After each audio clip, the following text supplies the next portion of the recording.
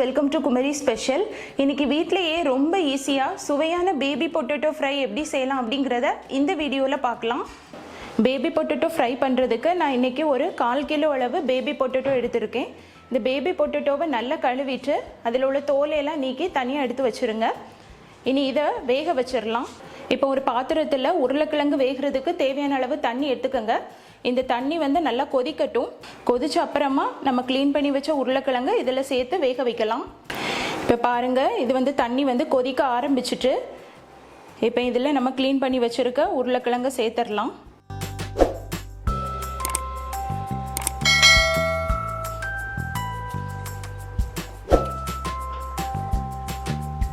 இந்த baby potatoes வந்து ரொம்ப நேரம் வேக வைக்கணும்னு தேவையில்லை.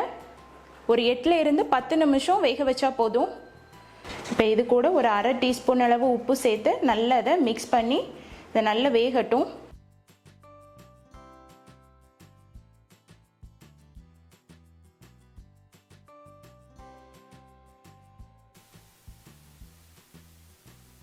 உருளைக்கிழங்கு ஒரு முக்கால்வாசி இப்போ நல்லா குக் ஆகியிருக்கு. கரெக்டாக வந்து எனக்கு 10 நிமிஷம் ஆகியிருக்கு. இனி ஸ்டவ் ஆஃப் பண்ணிடலாம்.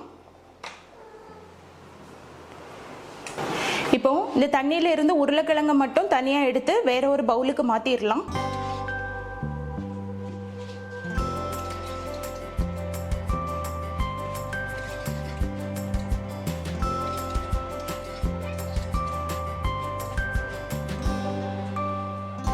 இப்போ உருளைக்கிழங்கையெல்லாம் இந்த பவுலுக்கு மாற்றி வச்சாச்சு.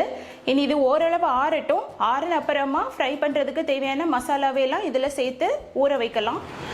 இப்போ வேக வச்ச உருளைக்கிழங்கு ஓரளவு ஆறி இருக்கு. இப்போ இனி ஃப்ரை பண்ணுறதுக்கு தேவையான மசாலாவையெல்லாம் சேர்த்துடலாம்.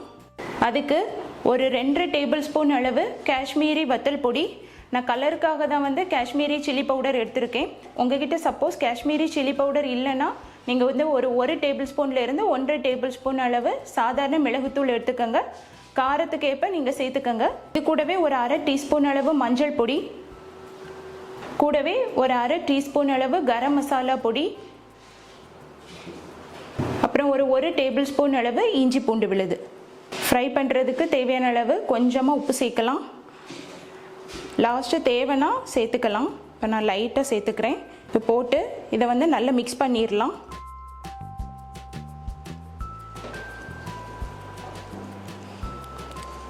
இப்போ நான் வந்து தண்ணி ஒன்றுமே சேர்க்கலை.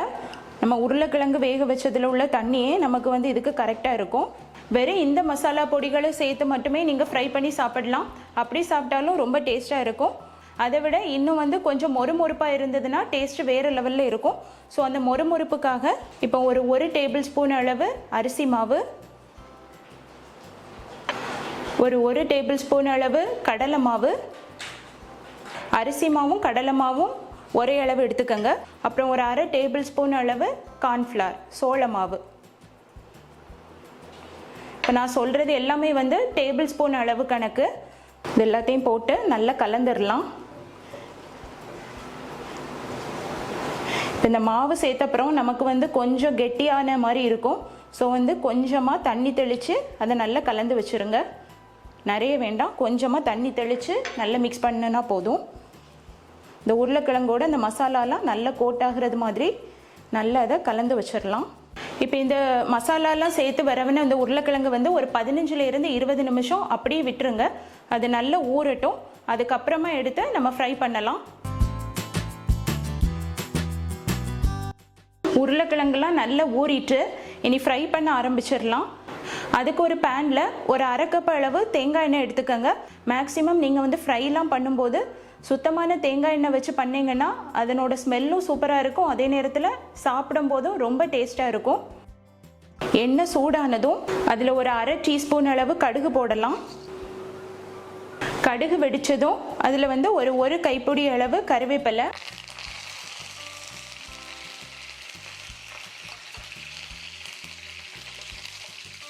கருவேப்பிலை வந்து நீங்கள் எந்த அளவு போடுறீங்களோ அந்த அளவு டேஸ்ட் இன்னும் நல்லா இருக்கும். இப்போ ஸ்டவ்வை சிம்மில் வச்சுட்டு ஊற வச்ச உருளைக்கிழங்கு இதில் போட்டு ஃப்ரை பண்ணிடலாம்.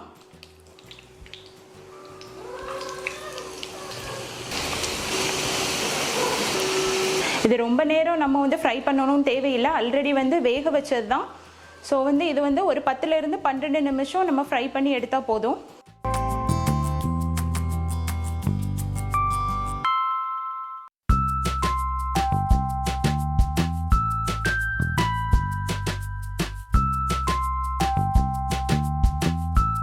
ஆல்ரெடி வந்து உருளைக்கிழங்கு வேக வைக்கும் போது அப்புறம் வந்து நம்ம மசாலா சேர்த்து அதை ஊற வைக்கும் போதும் உப்பு சேர்த்து தான் நம்ம பண்ணணும். உங்களுக்கு இப்போ வந்து நீங்கள் உப்பு செக் பண்ணி பாருங்கள். உப்பு வந்து கம்மியாக இருந்ததுன்னா லைட்டாக இதுக்கு மேலே உப்பு தூவி அதை நல்லா கலந்து விட்டுருங்க. எனக்கு வந்து உப்பு எல்லாமே கரெக்டாக இருக்குது. உருளைக்கிழங்கு ஊற வைக்கிறதுக்குள்ள அந்த மசாலாவோட அந்த பச்சை வாடையெல்லாம் போய் நமக்கு அந்த சூப்பராக அந்த உருளைக்கிழங்கு பொரிஞ்சதோட ஸ்மெல் வரும். அந்த டைமில் நம்ம ஸ்டவ்வை ஆஃப் பண்ணிடலாம். நல்ல சூப்பராக பேபி பொட்டேட்டோ ஃப்ரை ரெடி பண்ணியாச்சு. இனி ஸ்டவ்வை ஆஃப் பண்ணுறதுக்கு முன்னாடி ஒரு டீஸ்பூன் அளவு மிளகு பொடி சேர்த்து நல்லா கலந்து விட்டுடலாம். இது ஆப்ஷனல் தான். மிளகு பொடி சேர்க்கும் போது ஃப்ளேவர் இன்னும் நல்லா இருக்கும். உங்களுக்கு வேணும்னா சேர்த்துக்கங்க, இல்லைன்னா ஸ்கிப் பண்ணிடுங்க.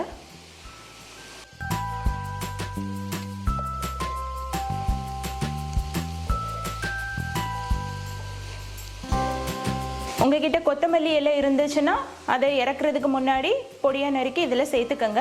என்கிட்ட இன்றைக்கி மல்லி இலை இல்லை, ஸோ வந்து நான் சேர்க்கலை. நம்ம இப்போ பண்ண இந்த பொட்டேட்டோ ஃப்ரையை வந்து ரசம் சாதத்து கூட வச்சோ, இல்லைன்னா தயிர் சாதத்து கூட வச்சோ, இல்லைன்னா வெரைட்டி ரைஸ் கூட வச்சோ, எப்படி வச்சு சாப்பிட்டாலும் வேறு லெவலில் இருக்கும். நீங்களும் இதை கண்டிப்பாக வீட்டில் செஞ்சு பார்த்துட்டு எப்படி வந்திருக்குன்னு கீழே கமெண்ட்டில் சொல்லுங்கள்.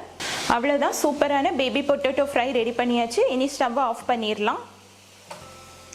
அவ்வளோதாங்க, வீட்டிலே எப்படி ரொம்ப ஈஸியாக பேபி பொட்டேட்டோ ஃப்ரை பண்ணலாம் அப்படிங்கிறத பார்த்தோம். இந்த வீடியோ உங்கள் எல்லாருக்குமே பிடிச்சிருக்குன்னு நம்புகிறேன். இந்த வீடியோ உங்களுக்கு பிடிச்சிருந்ததுன்னா லைக் பண்ணுங்கள், ஷேர் பண்ணுங்கள், மறக்காமல் குமரி ஸ்பெஷலை சப்ஸ்கிரைப் பண்ணுங்கள். இன்னும் ஒரு அட்டகாசமான ரெசிபியில் நெக்ஸ்ட் வீடியோவில் உங்கள் எல்லாரையுமே மீட் பண்ணுறேன். Until then, bye from Soumya.